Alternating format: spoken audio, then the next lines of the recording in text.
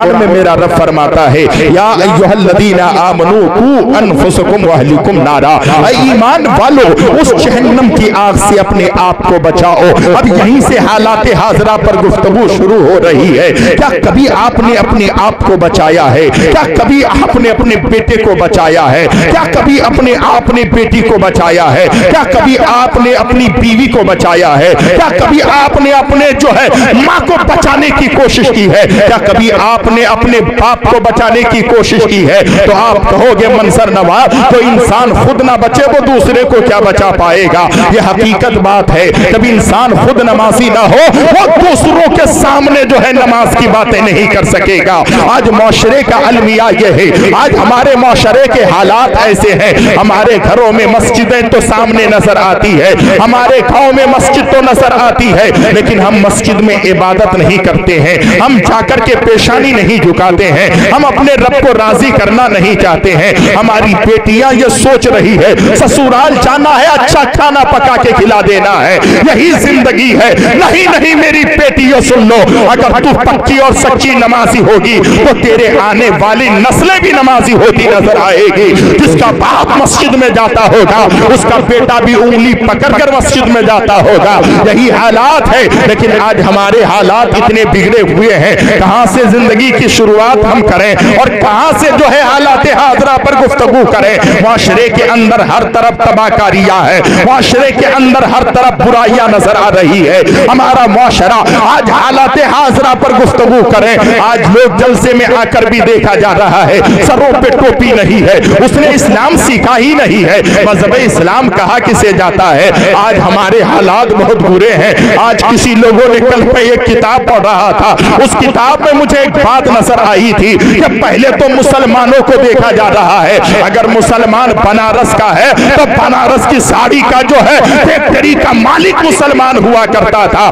लेकिन आज फैक्ट्री का मालिक वो मुसलमान नहीं है, वो मालिक मुसलमान नहीं है, क्योंकि जब आदमी मुसलमानों के पास पैसा आ गया है, दौलत आ गई है, तो मुसलमान मगरूर हो गया है। जब इंसान मगरूर होता है तो अल्लाह अकबर, वो इंसान मगरूर होने की वजह से इस कदर जो है गई खाई में चला जाता है। आज आप देखें बनारस की जो है बनारसी साड़ी के फैक्ट्री में जो पहले मालिक हुआ करता था आज वो नौकर बना हुआ है, क्योंकि उसको गुरूर आ गया है। और अगर मुसलमानों के पास पैसे आ जाए तो वो मुसलमान क्या करता है आप जानते होंगे, मक्का बिरयानी लिखा रहता है, मदीना होटल लिखा रहता है, जमजम पराठा लिखा रहता है।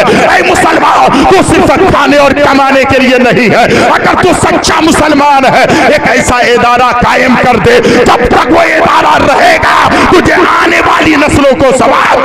सुभान अल्लाह। नारे तकबीर, नारे रिसालत, मसलके आला हजरत कारी मंजर नवाज साहब क़िबला। नारे कहने का मकसद और मंशा यही कि आज हम मुसलमानों ने कभी अपने आप को देखा नहीं है। हालात हाज़िरा पर गुफ्तगू करें, कहां से शुरू करें कहां खत्म करें, आज हमें पता नहीं चल रहा है। हालात हाज़िरा क्या है? खुदा की कसम मैंने तारीख पढ़ी थी, एक कलकत्ता की सरजमीन पर 18 साल की लड़की जिसके तन के कपड़े फटे पुराने थे और वो भीख मांग रही थी। आप जानते हैं किसी भी चीज को सुनने के बाद उसकी तहकीक तक पहुंचना चाहिए। जब तहकीक तक पहुंची गई तो खुदा की कसम वो मुसलमान की बेटी थी। लेकिन जब इतने लोगों ने देखा है, क्या किसी मुसलमान के पास चादर नहीं थी, किसी मुसलमान के पास रूमाल न था, किसी मुसलमान के पास उस मुसलमान की बेटी के तन को ढांपने के लिए कपड़ा नहीं था। कपड़ा तो होगा, चादर तो होगी, लेकिन इसने इस्लाम नहीं सीखा है। हालात हाज़िरा कहां शुरू किया जाए? तारीख गवाह है। मेरे मुस्तफा जाने रहमत सल्लल्लाहु अलैहि वसल्लम के चाहने वालों, तारीख इस्लाम पढ़ो। अल्लाहु अकबर, एक जंग हो रही है, उस जंग में जो है कुफ्फार के तरफ लड़ने वाले भी लोग थे, औरतें भी थी, मर्द भी था।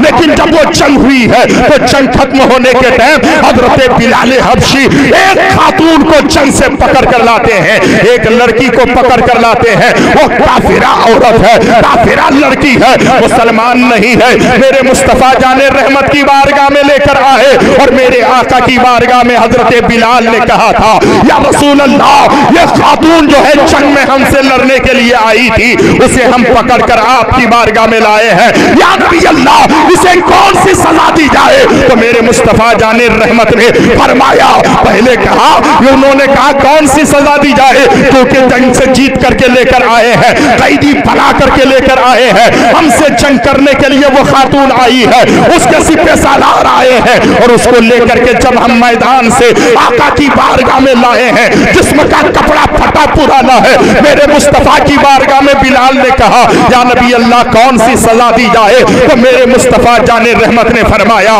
बिलाल करीब आ जाओ। तो बिलाल करीब आए तो मेरे मुस्तफा ने अपनी चादर उतार कर दे दी और मेरे आका ने फरमाया, बिलाल पहले ये चादर उसे पहना दो। अल्लाह अकबर। बिलाल हबशी ने जब चादर पहनाई तो कहा, या नबी अल्लाह, आपको जो है मुस्तफा जाने रहमत है, अल्लाह के प्यारे हबीब है, या नबी अल्लाह, आपकी चादर की तरह किसी की चादर नहीं है, आप नबियों के नबी है, लेकिन या रसूल अल्लाह, ये काफिरा है, ये तो दीन है, या नबी अल्लाह, ये तो पाक नहीं है, लेकिन आपने चादर क्यों दी है? तो मेरे आका ने फरमाया, बेटी किसी की भी हो, वो बेटी तो है। सुभान अल्लाह, बहुत खूब। बेटी चाहे किसी की हो, वो बेटी तो है। अगर किसी गैर की भी बेटी है तो मुस्तफा की नजर में बेटी है। जितनी औकात हजरत मोहम्मद अरबी की निगाह में और बेटियों की है, वो काफिरा बेटियों की भी वही अहमियत है। बहुत खूब। नारे तकबीर, समझा नहीं। आज अहमियत देखिए, आज हालात हाजरा पर गुफ्तगू करनी है। आपको मैं बताना चाहता हूँ आज हमारे घरों का माहौल क्या है। आप जानते हैं, खुदा की कसम अफसोस होता है, तकलीफ होती है। हजरत ने मुझे कमरे में कहा था, हजरत इस बात पर भी गुफ्तगू हो जाए। आज जितनी बहुएं हैं ये कभी सास को समझना नहीं चाहती है, और जो सास है बहू को बहू समझना नहीं चाहती है। वो समझती है जिंदगी भर मेरा बेटा मेरा ही बात मानता रहे, मैं जो कहूं वही करता रहे। माँ की बात को मानना जरूरी है, माँ की बात पर अमल करना जरूरी है, लेकिन अगर उसकी बीवी घर में आई है तो उसका भी हक बनता है, क्योंकि उसने बाप को छोड़ा है, माँ को छोड़ा है, अपना घर छोड़ा है, अपनी जमीन जायदाद छोड़ा है, बहन को छोड़ा है, घर को छोड़ा है, रिश्तेदार को छोड़ा है। किसके लिए? उसके शोहर के लिए। तो शोहर का हक बनता है कि बीवी राजी रहे, लेकिन वो बीवी ये ना करे कि मेरी सास मुझसे दुखी रहे, और सास ये ना सोचे कि मेरी बहू मुझसे दुखी रहे। अगर हर सास सोचे कि ये मेरी बहू नहीं है, अगर 3 बेटियां मेरी थी, ये 3 बेटियां ब्याह कर चली गई है, अब 3 बेटा मेरे घर में है, 3 बहू जो घर में आएगी इसे बहू बना के नहीं रखना है, इसे बेटी बना कर रखना है। तो खुदा की कसम खाकर कहता हूं हमारा माशरा सुधर सकता है, हमारा हालात अच्छे हो सकते हैं। और अगर हर कोई जो है बहू ये तसव्वुर करे कि 20 साल की उम्र मैंने माँ के घर में गुजारी है, माँ की मैंने हर बात मानी है, माँ कभी नाराज होती थी तो मैं उसे मनाया करती थी, माँ डांट देती थी उसको मनाया करती थी। अगर 20 साल की जिंदगी जिस माँ के सामने मैंने गुजारी है, अब तो 70 साल जिंदगी इस ससुराल में गुजारनी है।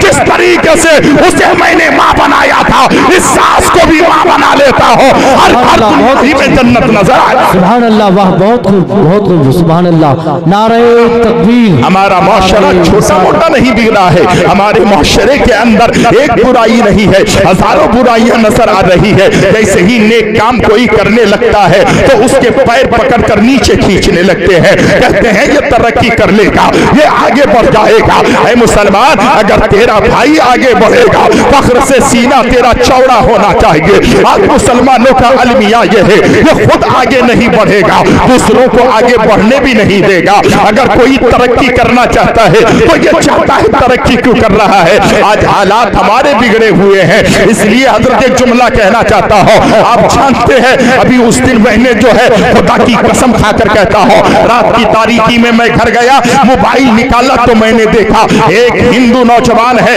उसमें 2 मुसलमान की बेटियां 2018 में एक मुसलमान की बेटी उस हिंदू से भागकर शादी करती है, 2022 में एक मुसलमान की बेटी उस हिंदू से शादी करती है, 2 मुसलमान की बेटियां एक हिंदू के साथ शादी करती है। आपने कभी सोचा है ये क्यों हो गया, ऐसा क्यों हुआ? कभी आपने सोचा है? कभी हजरत अल्लामा मौलाना मुजफ्फर साहब से पूछा है, अल्लामा सादिक साहब से पूछा है, हमारे अकाबिर उलमा से पूछा है, ऐसा क्यों होता है कि हिंदू ज्यादा खूबसूरत है? नहीं नहीं, अरे जिसके चेहरे में सुन्नते रसूल है उससे ज्यादा खूबसूरत कौन हो सकता है? मुसलमान तो खूबसूरत भी है, अगर ये जाहिर में चेहरा खूबसूरत नहीं है लेकिन इसका दिल तो मेरे मुस्तफा ने फरमाया कल्बुल मोमिन अर्शुल्लाह, मोमिन का दिल अर्शे इलाही होता है। मोमिन के चेहरे से बेहतर, मोमिन के दिल से बेहतर कौन?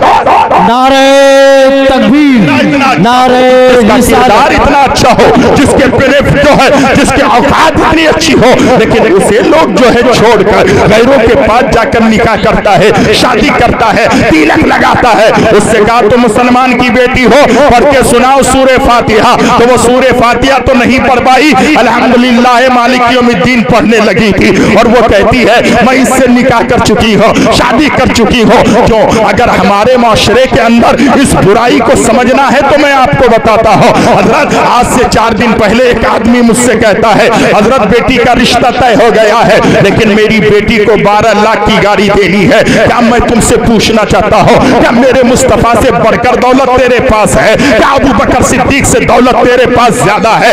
उस्मान गनी से दौलत तेरे पास ज्यादा है?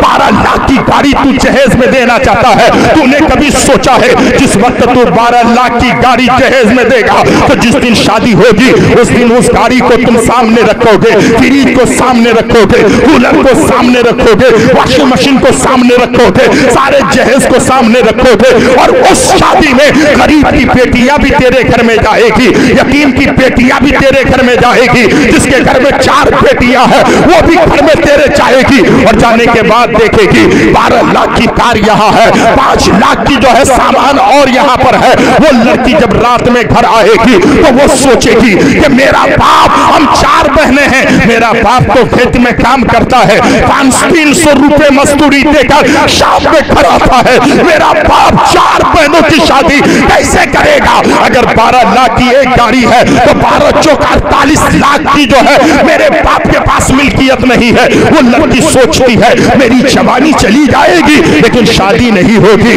मेरी जिंदगी बर्बाद हो जाएगी, शादी नहीं होगी। फिर रात में वो घर में आती है और आने के बाद मोबाइल किसी से बात करती है, फिर वो ऑफर देता है क्या करोगे आ जाओ। अब वो सोचती है मेरा बाप जो है 12 लाख खर्च करके दामाद खरीद नहीं सकता है, बेहतर यही है बाप की दहलीज को छोड़ो और किसी के साथ जाकर के अपना मुंह काला कर लो, अपनी जिंदगी गुजारने लगो। ऐ मुसलमान, अगर तू चाहता है कि तेरी बेटी की जिंदगी, माशरे के बेटियों की जिंदगी सलामत रहे तो जहेज जैसी लानत से बड़े लोगों तुम तौबा करो, सब मिलकर तौबा करें। मुस्तफा ने बेटी की शादी कराई है, आका की सुन्नत पर अमल करके अगर शादी कराओगे 7 बेटियां भी होगी तो सहमत नजर नहीं आएगी, 7 बेटियां तुम्हें रहमत ही रहमत नजर। नारे तकबीर, नारे रिसालत, मसलके आला हजरत हाफिज वकारी मंजर नवाज साहब क़िबला, नारे तकबीर। जिना के दरवाजे आम कर बैठे, जिना के दरवाजे आम हो गए हैं, शादी महंगी हो गई है। जैसे शादी महंगी होती है तो जिना के दरवाजे लोग खोल लेते हैं। आज हमारी बेटियों की जिंदगी देखें, आज हमारे बेटों की जिंदगी देखें। हालात हाजरा पर तकरीर कहां से करें क्योंकि वक्त बहुत कम है और मुझे कहीं जाना भी है, लेकिन अल्हम्दुलिल्लाह उलमाए किराम यहाँ पर बैठे हैं। मेरे बेटों याद रखिएगा, ये वो करने की जरूरत नहीं है, हालात को देखने की जरूरत है। और हजरत एक चीज और भी है, जो भी आज का बाप है अपने बेटे को बेचता भी है और अपने बेटे के लिए पहली वो लड़की तलाशता है जिस लड़की का हुस्न अच्छा होता है, जिस लड़की फटाफट इंग्लिश बोलती है, जो लड़की बहुत खूबसूरत है, उसे अपने घर की बहू बनाना चाहता है। और हो होता क्या है, जब ऐसी लड़की जिसके घर में आती है वो सोचती है मेरे बाप ने 20 लाख का जहेज दिया है, याद रखना तेरा कपड़ा तो धो दूंगी, तेरी माँ का कपड़ा कभी नहीं धोऊंगी, तेरे बाप का कपड़ा कभी नहीं धोऊंगी। और उसका बाप भी ठोस जमाता है, बेटी डर के मत रहना, बहन डर के मत रहना, प्यारी डर के मत रहना, तेरे बाप ने जो है दामाद खरीदा है। ऐ मुसलमान, इसलिए आज हमारे घरों की बेटियां अपने शोहर को नहीं समझ पाती है, सास और ससुर को समझ नहीं पाती है। उस दिन मैंने जो है खुदा की कसम गुलाम रसूल बलियावी साहब भी थे और मंजर नवाज भी था, ठाकुरगंज की सरजमीन पर हजरत का एक जुमला बहुत अच्छा याद था। हजरत ने फरमाया था अब बहू मत तलाशना, अब जो है किसी के घर में अपने बेटे के रिश्ते में किसी बहू को मत तलाशना, बल्कि क्या तलाश है, बल्कि ये तलाशो जो लड़की मेरे घर में आएगी उस वो जो है किसी बच्चे की सही माँ बनने के लायक है कि नहीं है, अच्छी माँ बनने के लायक है कि नहीं है। क्या मतलब है, मतलब यह है जब कोई बेटी अच्छी माँ बनने के लायक होती है तो फिर शोहर की भी इज्जत करती है, अपने आने वाली नस्लों को भी जहन्नम के ईंधन से बचाने की कोशिश। सुभान अल्लाह, वाह बहुत खूब, सुभान अल्लाह, माशाअल्लाह। हमें देखना है कि अगर मेरी बेटी किसी के घर में जाकर के माँ बनने के लायक है तो वो अच्छी माँ होगी। इसीलिए अच्छी माँ के लिए मदरसे में तालीम दिलाना जरूरी है, ऐसे इदारे में तालीम देना जरूरी है जिस इदारे में हजरत दारुल उलूम कादरिया, जामिया कादरिया, उम्मे हबीबा जो है अल्हम्दुलिल्लाह लिल बनात उन्होंने खोला है।